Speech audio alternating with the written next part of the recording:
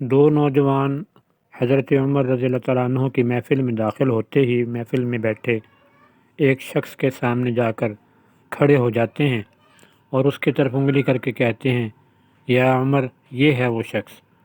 حضرت عمر رضی اللہ تعالیٰ عنہ ان سے پوچھتے ہیں، کیا کیا ہے اس شخص نے؟ یا امیر المؤمنین، اس نے ہمارے باپ کو قتل کیا ہے۔ حضرت عمر رضی اللہ تعالیٰ عنہ پوچھتے ہیں، کیا کہہ رہے ہو؟ اس نے تمہارے باپ کو قتل کیا ہے؟ حضرت عمر رضی اللہ عنہ اس شخص سے مخاطب ہو کر پوچھتے ہیں، کیا تو نے ان کے باپ کو قتل کیا ہے؟ وہ شخص کہتا ہے، ہاں امیر المؤمنین، مجھ سے قتل ہو گیا ہے ان کا باپ۔ حضرت عمر رضی اللہ عنہ پوچھتے ہیں، کس طرح قتل ہوا ہے؟ وہ شخص کہتا ہے کہ یا عمر، ان کا باپ اپنے اونٹ سمیت میرے کھیت میں داخل ہو گیا تھا، میں نے منع کیا، باز نہیں آیا تو میں نے ایک پتھر دے مارا جو سیدھا اس کے سر میں لگا اور وہ موقع پر مر گیا۔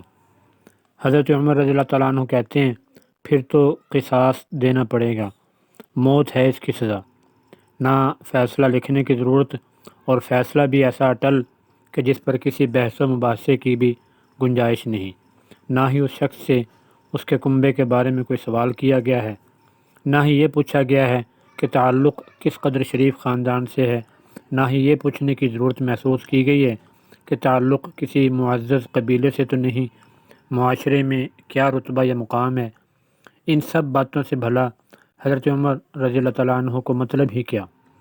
چونکہ معاملہ اللہ کے دین کا ہو تو حضرت عمر رضی اللہ عنہ پر کوئی اثر انداز نہیں ہو سکتا، اور نہ ہی کوئی اللہ تعالیٰ کی شریعت کی تنفیذ کے معاملے پر حضرت عمر رضی اللہ عنہ کو روک سکتا ہے، حتیٰ کہ سامنے حضرت عمر رضی اللہ عنہ کا اپنا بیٹا ہی کیوں نہ ہو، قاتل کی حیثیت سے آ کھڑا ہو، قصاص تو اس سے بھی لیا جائے گا۔ وہ شخص کہتا ہے، اے امیر المؤمنین، اس کے نام پر جس کے حکم سے یہ زمین و آسمان قائم کھڑے ہیں، مجھے صحرا میں واپس اپنی بیوی بچوں کے پاس جانے دیجیے تاکہ میں ان کو بتاؤں کہ میں قتل کر دیا جاؤں گا۔ ان کا اللہ اور میرے سوا کوئی آسرا نہیں ہے، میں اس کے بعد واپس آ جاؤں گا۔ حضرت عمر رضی اللہ عنہ کہتے ہیں، کون تیری ضمانت دے گا کہ تو صحرا میں جا کر واپس بھی آ جائے گا؟ مجمع پر ایک خاموشی چھا جاتی ہے، کوئی بھی تو ایسا نہیں ہے جو اس کا نام تک بھی جانتا ہو۔ اس کے قبیلے، خیمے یا گھر وغیرہ کے بارے میں جاننے کا معاملہ تو بعد کی بات ہے، کون ضمانت دے اس کی؟ کیا یہ 10 درہم کے ادھار یا زمین کے ٹکڑے یا کسی اونٹ کے سودے کی ضمانت کا معاملہ ہے؟ ادھر تو ایک گردن کی ضمانت دینے کی بات ہے جسے تلوار سے اڑا دیا جانا ہے، اور کوئی بھی تو ایسا نہیں ہے جو اللہ تعالیٰ کی شریعت کی تنفیذ کے معاملے پر حضرت عمر رضی اللہ عنہ سے اعتراض کرے یا پھر اس شخص کی سفارش کے لیے ہی کھڑا ہو جائے، اور کوئی ہو بھی نہیں سکتا جو سفارشی بننے کی سوچ سکے۔ محفل میں موجود صحابہ کرام رضی اللہ تعالیٰ عنہم اجمعین پر ایک خاموشی سی چھا گئی ہے۔ اس صورتحال سے خود حضرت عمر رضی اللہ تعالیٰ عنہ بھی متاثر ہیں، کیونکہ اس شخص کی حالت نے سب کو ہی حیرت میں ڈال دیا ہے ڈال کر رکھ دیا ہے۔ کیا اس شخص کو واقعی قصاص کے طور پر قتل کر دیا جائے اور اس کے بچے بھوکوں مرنے کے لیے چھوڑ دیے جائیں، یا پھر اس کو بغیر ضمانتی کے واپس جانے دیا جائے؟ واپس نہ آیا تو مقتول کا خون رائیگاں جائے گا۔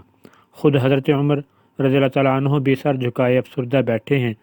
اس صورتحال پر سر اٹھا کر التجا بھری نظروں سے نوجوانوں کی طرف دیکھتے ہیں، معاف کر دو اس شخص کو۔ نوجوان اپنا آخری فیصلہ بغیر کسی جھجک کے سنا دیتے ہیں، نہیں امیر المؤمنین، جو ہمارے باپ کو قتل کرے اس کو چھوڑ دیں، یہ تو ہو ہی نہیں سکتا۔ حضرت عمر رضی اللہ عنہ ایک بار پھر مجمع کی طرف دیکھ کر بلند آواز سے پوچھتے ہیں، اے لوگو، ہے کوئی تم میں سے جو اس کی ضمانت دے؟ حضرت ابو ذر غفاری رضی اللہ تعالیٰ عنہ اپنے زہد اور صدق سے بھرپور بڑھاپے کے ساتھ کھڑے ہو کر کہتے ہیں، میں ضمانت دیتا ہوں اس شخص کی۔ حضرت عمر رضی اللہ عنہ کہتے ہیں، ابو ذر، اس نے قتل کیا ہے۔ حضرت ابو ذر رضی اللہ عنہ اپنا اٹل فیصلہ سناتے ہیں، چاہے قتل ہی کیوں نہ کیا ہو۔ حضرت عمر رضی اللہ عنہ جانتے ہو اسے؟ حضرت ابو ذر رضی اللہ تعالیٰ عنہ نہیں جانتا۔ حضرت عمر رضی اللہ تعالیٰ عنہ تو پھر کس طرح ضمانت دے رہے ہو؟ حضرت ابو ذر رضی اللہ تعالیٰ عنہ، میں نے اس کے چہرے پر مومنوں کی صفات دیکھی ہیں اور مجھے ایسا لگتا ہے یہ جھوٹ نہیں بول رہا۔ انشاءاللہ یہ لوٹ کر واپس آ جائے گا۔ حضرت عمر رضی اللہ عنہ: ابو ذر دیکھ لو، اگر یہ 3 دن میں لوٹ کر نہ آیا تو مجھے تیری جدائی کا صدمہ دیکھنا پڑے گا۔ حضرت ابو ذر رضی اللہ عنہ اپنے فیصلے پر ڈٹے ہوئے جواب دیتے ہیں: امیر المؤمنین، پھر اللہ مالک ہے۔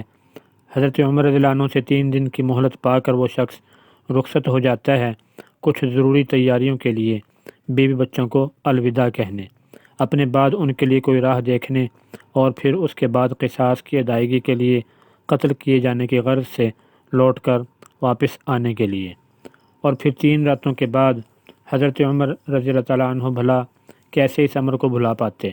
انہوں نے تو ایک ایک لمحہ گن کر کاٹا تھا۔ عصر کے وقت شہر میں الصلاۃ جامعہ کی منادی پھر جاتی ہے۔ نوجوان اپنے باپ کا قصاص لینے کے لیے بے چین، اور لوگوں کا مجمع اللہ کی شریعت کی تنفیذ دیکھنے کے لیے جمع ہو چکا ہے۔ حضرت ابو ذر رضی اللہ تعالیٰ عنہ بھی تشریف لاتے ہیں اور آ کر حضرت عمر رضی اللہ عنہ کے سامنے بیٹھ جاتے ہیں۔ حضرت عمر رضی اللہ عنہ سوال کرتے ہیں: کدھر ہے وہ آدمی؟ حضرت ابو ذر رضی اللہ تعالیٰ عنہ مختصر جواب دیتے ہیں: مجھے کوئی پتہ نہیں ہے یا امیر المؤمنین۔ حضرت ابو ذر رضی اللہ تعالیٰ عنہ آسمان کی طرف دیکھتے ہیں، جدھر سورج ڈوبنے کی جلدی میں معمول سے زیادہ تیزی کے ساتھ جاتا دکھائی دے رہا ہے۔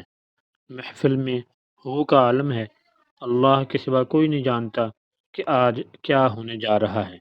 یہ سچ ہے کہ حضرت ابو ذر رضی اللہ تعالیٰ عنہ حضرت عمر رضی اللہ عنہ کے دل میں بستے ہیں۔ حضرت عمر رضی اللہ تعالیٰ عنہ سے ان کے جسم کا ٹکڑا مانگیں تو حضرت عمر رضی اللہ تعالیٰ عنہ دیر نہ کریں، کاٹ کر حضرت ابو ذر رضی اللہ تعالیٰ عنہ کے حوالے کر دیں۔ لیکن ادھر معاملہ شریعت کا ہے، اللہ کے احکامات کی بجا آوری کا ہے۔ کوئی کھیل تماشا نہیں ہونے جا رہا، نہ ہی کسی کی حیثیت یا صلاحیت کی پیمائش ہو رہی ہے۔ حالات و واقعات کے مطابق نہیں، اور نہ ہی زمان و مکان کو بیچ میں لایا جانا ہے۔ قاتل نہیں آتا تو ضامن کی گردن جاتی نظر آ رہی ہے۔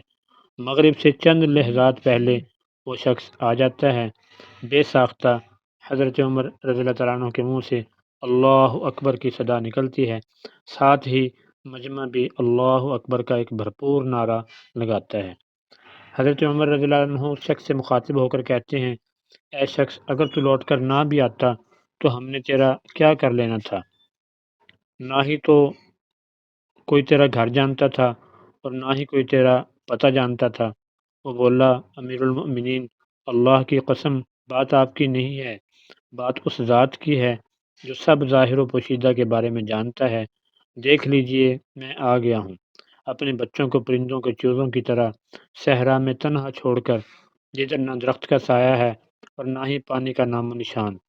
میں قتل کر دیے جانے کے لیے حاضر ہوں۔ مجھے بس یہ ڈر تھا کہ کہیں کوئی یہ نہ کہہ دے کہ اب لوگوں میں سے وعدوں کا ایفا ہی اٹھ گیا ہے۔ حضرت عمر رضی اللہ تعالیٰ عنہ نے حضرت ابو ذر رضی اللہ عنہ کی طرف رخ کر کے پوچھا: ابو ذر، تو نے کس بنا پر اس کی ضمانت دے دی تھی؟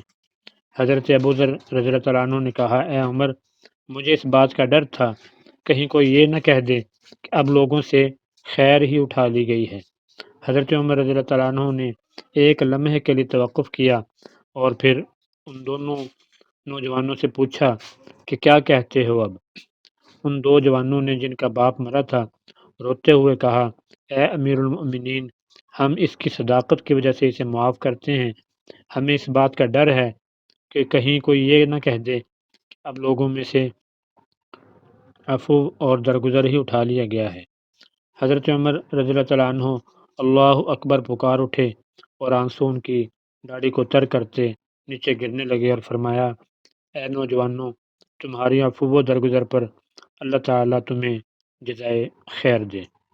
اے ابو ذر، اللہ تجھے اس شخص کی مصیبت میں مدد پر جزائے خیر دے، اور اے شخص، اللہ تجھے اس وفائے عہد و صداقت پر جزائے خیر دے، اور اے امیر المؤمنین، اللہ تجھے تیرے عدل اور رحم دلی پر جزائے خیر دے۔